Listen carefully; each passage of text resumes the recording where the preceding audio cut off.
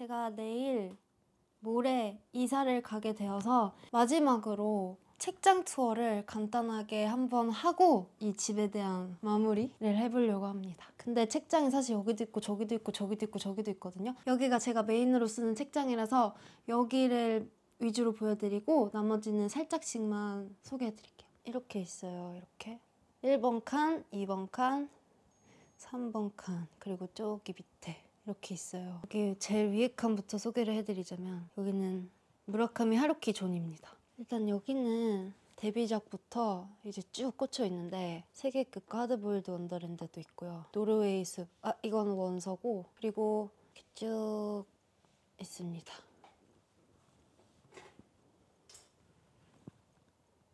어때요? 도시와 불확실한 벽이 2개가 있어요. 그리고 이쪽으로 가면 원서가 있어요. 이거는 달리기를 말할 때 내가 하고 싶은 이야기. 이거는 하드보일드 원더랜드. 이건 영어판이에요, 영어. 이거 일본에 있을 때 샀던 건데 영어로 돼 있어요. 영어로 돼 있고, 그리고 이거가 하드보일드 일본어판, 문고판이라서 진짜 조그매요. 일본어는 이렇게 위에서 아래로 읽거든요. 그래서 이렇게 돼 있어요. 그래서 이거랑 약간 하루키 소설이 좀 특이한 부분이 있어요. 약간 세계관이 독특하다거나. 근데 그런 세계관이 아니라 진짜 현실적인 이야기가 더 끌리는 분들한테는 노르웨이의 숲을 추천드립니다. 이거는 이상한 세계관이 아니거든요. 진짜 딱 우리가 살고 있는 이 지구 세계관이에요. 이거는 진짜 많이들 좋아하시더라고요. 입문을 이걸로 하는 사람들도 많고. 2번째 칸은요, 세계문학 전집이 있어요. 지금은 이렇게 돼 있어요. 여기는 민음사 세계문학 전집이 이렇게 꽂혀 있고요. 이런 책들도 있습니다. 넙치. 얘는 2인데 지금 저쪽 침대맡에 1이 있어요. 의외로 되게 재밌더라고요. 그 고전 소설을 좋아하시는 분들이 느끼는 그 고전에 약간 킹받는 그런 느낌 있잖아요. 뭔가 좀 이상하고 독특한 말투라든지 독특한 설정이라든지 좀 그런 것들이 되게 많이 담겨 있어서 재밌게 읽고 있어요. 그래서 얘 추천. 그 다음에 데미안. 데미안은 제가 어렸을 때부터 인생책이라고 말해왔던 책 중에 하나인데 생각을 많이 하게 해주는 책인 것 같아요. 일단 내용 자체도 재밌고, 그리고 이 스토리 안에 나오는 등장인물들 간의 관계 설정이라든지 한 명 한 명이 생각하는 그런 사상들이 너무나 달라서 그거를 비교하고 나는 어떤 인물의 생각과 지금 비슷하게 살고 있는지 이런 거를 비교해가면서 읽었었던 것 같아요, 어렸을 때. 근데 지금 좀 더 커서 읽으면 또 다르게 읽힐 것 같은 그런 책 중에 하나입니다. 그리고 제가 진짜 궁금한 거 바로 스탕달의 적과 흙. 이거는 1편, 2편 이렇게 세트로 있어요. 하루키 책에서 나오는 고전이에요. 근데 주인공이 계속 이 책을 들고 다니면서 막 읽는 장면이 나오거든요. 근데 제가 좋아하는 게 책 속에 주인공이 책을 읽고 있는 장면을 되게 좋아해요. 내가 좋아하는 주인공이 읽는 책은 따라서 하고 싶은 거죠. 그러니까 마치 걔가 내 인플루언서가 된 느낌이랄까? 그래서 또 좋아하는 작가의 좋아하는 작품에 등장하는 책은 다 사고 싶어 하는 그런 주의입니다. 제가 이 시리즈, 문학동네에서 나온 시리즈 지금 이렇게 갖고 있는데, 하나는 야간비행, 그리고 하나는 장자크 루소의 고독한 산책자의 몽상 이라는 책이에요. 이게 특이한 게 목차가 첫 번째 산책, 2번째 산책, 3번째 산책 이렇게 해서 10번째 산책까지 있어요. 근데 제가 처음엔 너무 재밌게 읽고 있었거든요. 좋은 말도 진짜 많아요. 그래서 이렇게 막 줄친 것들도 많았는데 이게 계속 읽다 보니까 루소가 너무 뭐라 그래야 되지? 징징거린다고 해야 되나? 읽다가 힘든 거예요. 좀 피곤한 거예요. 약간 피곤한 스타일이더라고요. 그래가지고 읽다가 제가 병렬 독서를 하니까 이 책이 좀 뒤처져서 안 읽게 되더라고요. 그래서 읽다 만책이고, 그다음에 이거는 긴 이별을 위한 짧은 편지, 페터 한트게의 소설인데 제가 이거 왜 샀는지 기억이 안 나요. 왜 샀지? 그다음에 이쪽에 보면 제가 좋아하는 에쿠니 가오리 이런 에세이들이 있거든요. 제목들이 너무 좋죠. 한동안 머물다 밖으로 나가고 싶다. 취하기에 부족하지 않은 부드러운 양상추. 그리고 실제로 제가 하루키만큼 에쿠니 가오리를 좋아하거든요. 이 분의 문체랑 이런 글 쓰는 것들을 보면 진짜 제가 솔직한 사람을 좋아하는 것 같다는 생각을 해요. 꾸밈이 별로 없고 묘사가 그렇게 막 심하게 안 들어가 있고 담백한 그런 느낌을 제가 좋아하나 봐요. 에쿠니 가오리도 그러거든요. 그래서 이분의 글을 읽으면 마음이 차분해져요. 저는 좀 뭔가 들뜨거나 아니면 약간 우울한 느낌이 오거나 혼자 있고 싶을 때 에쿠니 가오리를 많이 찾았었어요. 근데 그때마다 읽으면 아, 내 삶이 그냥 잔잔하구나. 모두들 비슷비슷하구나. 인간들은 다 그렇구나. 이런 느낌을 많이 받거든요. 에쿠니 가오리. 그래서 뭔가 잔잔하고 소소한데 좀 차분하게 혼자만의 시간을 가지면서 책을 읽고 싶다. 근데 솔직한 에세이를 읽고 싶다 하면 에쿠니 가오리를 완전 추천드립니다. 그 다음에 세 번째 칸에는 이렇게 종교서적이랑 철학 그리고 지금 막 읽고 있던 것들의 모음집 이렇게 막 있습니다. 이어령님 책도 있고 C.S. 루이스 책들도 있고 그리고 이렇게 철학책, 우주에 관련된 책, 뭔가 이렇게 공부하는 유의 책들이 이렇게 괴테의 말도 있고 하이데거도 있고 존 버거의 다른 방식으로 보기라는 책인데요. 이렇게 그림이 나오고 이런 것들을 어떤 시각으로 볼 수 있는지 뭔가 우리가 미술 작품을 보는 방법 같은 게 조금 획일화되어 있기도 하잖아요. 근데 어쩌면 우리가 보는 방식이 틀릴 수도 있다라는 약간 접근을 하는 책인 것 같더라고요. 그래서 여기 뒤에 읽어보면 존 버거는 일반적으로 미술 작품을 감상하는 법이라고 알려진 것들이 어딘가 잘못된 또는 편협한 방식일 수 있다고 주장하며 기존의 아카데믹한 보는 방식에 대해 근본적으로 재검토할 것을 요청하고 있다. 이런 내용이 써 있어요. 그림 미술 작품들이랑 바라보는 시각들에 대한 이야기가 쭉 나와 있습니다. 재밌겠죠? 그리고 이거 진짜 빨리 읽고 싶은 책 중에 하나예요. 우리 우주의 첫 순간.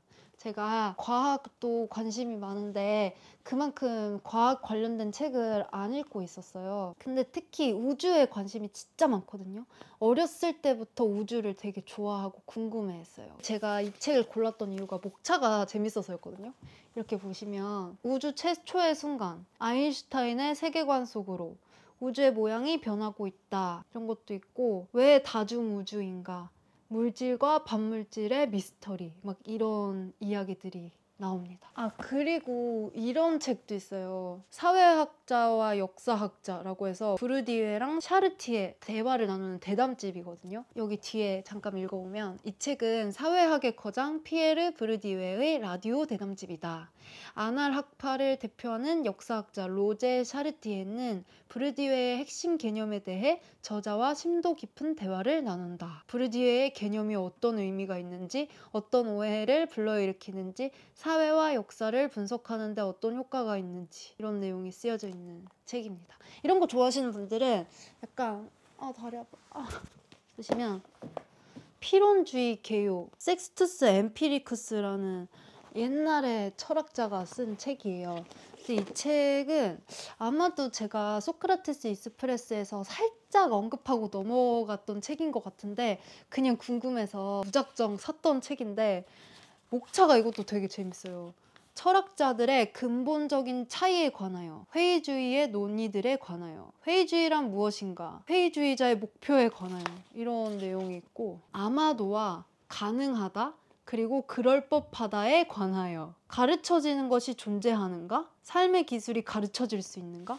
이런 궁금한 내용들에 대해서 나와 있는 책인 것 같아서 샀었고 그 다음에 이제 에피테토스, 인생을 바라보는 지혜 이것도 소크라테스 익스프레스에서 언급이 되어가지고 제가 샀던 것 같습니다. 그 다음 책은요. 이거는 EBS에서 나온 책인데요. 쇼펜하우어의 의지와 표상으로서의 세계 그리고 밑에 삶이 불쾌한가 뭐 이렇게 써 있어요. 쇼펜하우어는 개인적으로 철학자들 중에서 좀 끌리는 철학자 중에 한 명이에요, 저한테는.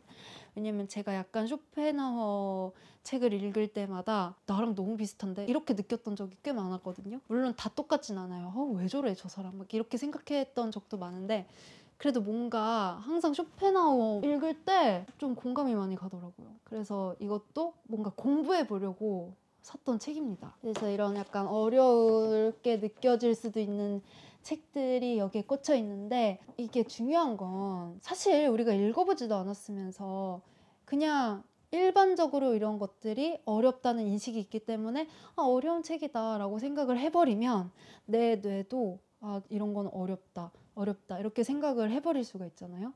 그러니까 뭔가 세상이 어렵다 해도 일단 내가 접하지 않았으면 나한테는 어려운 게 아직 아닌 거죠. 그렇게 생각하기로 했습니다. 제 최근에 오뎅님이랑 평점 올렸던 거 영상에서 오뎅님이 최초로 5점을 줬던 슬픔이여 안녕 책이 있고요. 그리고 버지니아 울프의 자기만의 방, 그리고 최근에 산 토성의 고리라는 소설이 있습니다.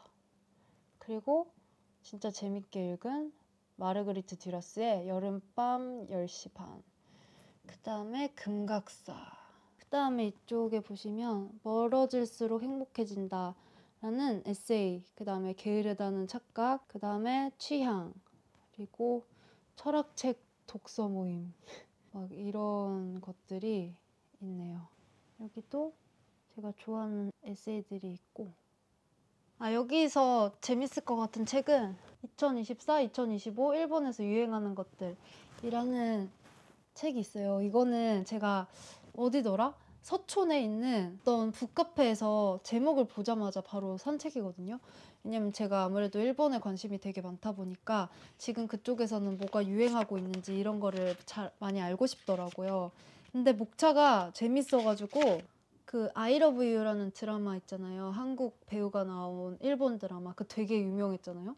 거기에 나왔던 남자 배우 최종협이라는 배우도 있고, 그리고 개구리화 현상이라는 그런 주제가 있는데 일본에서 되게 많이 쓰는 심리학 용어거든요.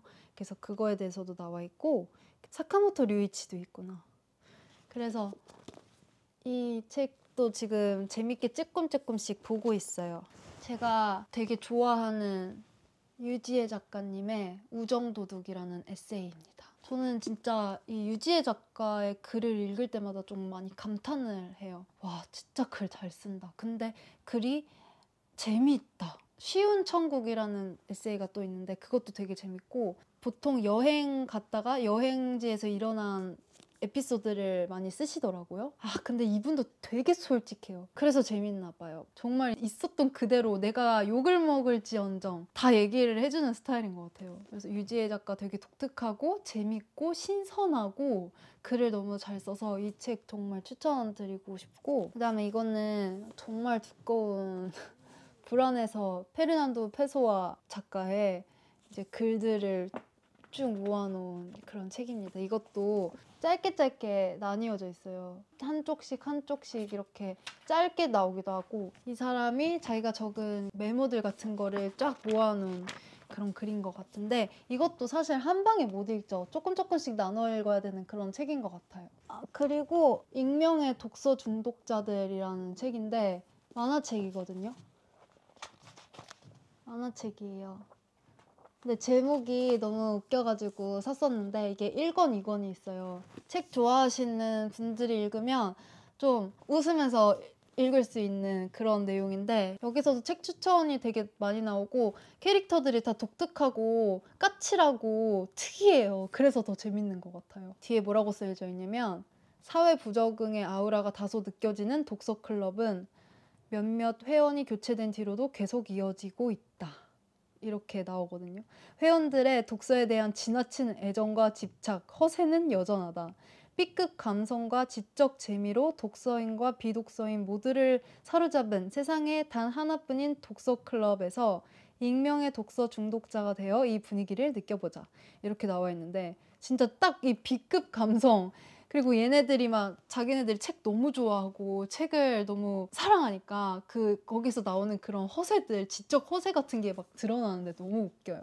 그래서 뭔가 만화책 읽고 싶으신 분들에게 익명의 독서 중독자들도 추천을 해드리고 싶고, 여기는 보시면 이렇게 인문학 책 같은 거라든지 자기계발서도 있고 에세이도 있고 다양하게 있네요. 이거 제가 꼭 다시 읽어볼 문유석 개인주의자 선언, 그 다음에 제가 좋아하는 박웅현님의 문장과 순간, 좋아했던 책들에 그런 문장들이 다 적혀 있어요. 여기는 진짜 좋은 구절이 많고 책을 많이 추천받을 수 있는 게 되게 좋아요.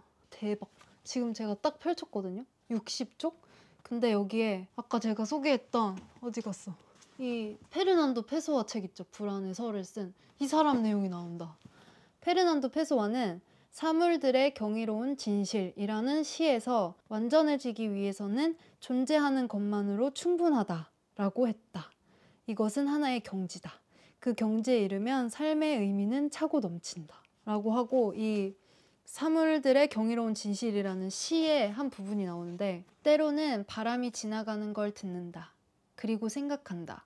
바람이 지나가는 걸 듣는 것만으로도 태어날 만한 가치가 있구나. 대박. 저 이럴 때 너무 신기해요. 뭔가 내가 앞에 어떤 작가 혹은 어떤 책에 대해서 얘기를 했는데 그 다음 책을 갑자기 펼쳤는데 거기에 대한 내용이 나올 때가 저는 되게 많았거든요. 너무 신기해요, 이럴 때. 그다음에 이거는 문학 에세이인데 문학의 숲을 거닐다.